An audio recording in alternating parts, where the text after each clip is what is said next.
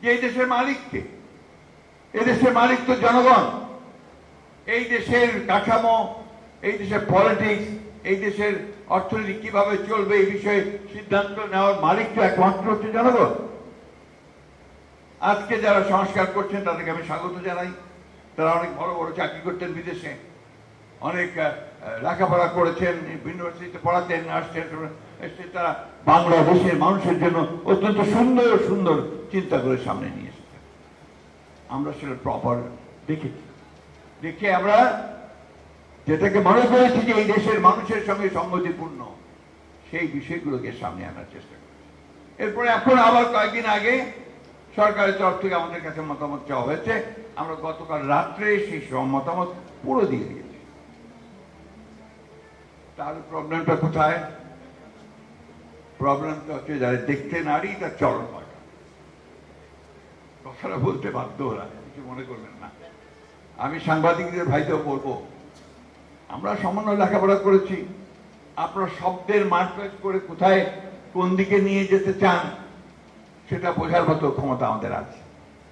আমরা 3 বার সরকার চালিয়েছি। সরকার, দেশ, জনগণ, রাষ্ট্র, পররাষ্ট্র, ভূ রাজনীতি, সেই সম্পর্কে ধারণা আমাদের কোনো অংশে কম নেই। সুতরাং আমাদের যে ব্যক্তির চেয়ে দল বড়, দলের চেয়ে যে দেশ বড়, এটাতে আমরা বিশ্বাস করি। আমরা খুব সোজা কোথায় বিশ্বাস করি? একটা লিবারেল ডেমোক্রেসিতে আমরা বিশ্বাস করি যে নির্বাচনের মাধ্যমে ক্ষমতার পরিবর্তন হবে এবং সেই নির্বাচিত সরকারই একমাত্র দেশ চালাবে এবং তার সমস্যাগুলো সমাধান করবে। আমরা কেন এই সরকারের কাছে সব চাচ্ছি? এটা অন্তর্বর্তীকালীন সরকার। এখানে যারা আছেন তাদের রাজনীতি সম্পর্কে, দেশের মানুষ সম্পর্কে আমাদের চেয়ে বেশি ধারণা আছে নাকি? আমরা যারা রাজনীতি করছি বা আপনারা সাংবাদিকরা, না, নেই। কিন্তু আমরা তাদের দায়িত্ব দিয়েছি, তারা তৈরি করুক, তারা আলোচনা করছি, আলোচনা করে যেটা আমাদের কাছে গ্রহণযোগ্য হচ্ছে সেটা আমরা আলোচনা করে নিয়ে নিচ্ছি। আমি খুব আশাবাদী মানুষ।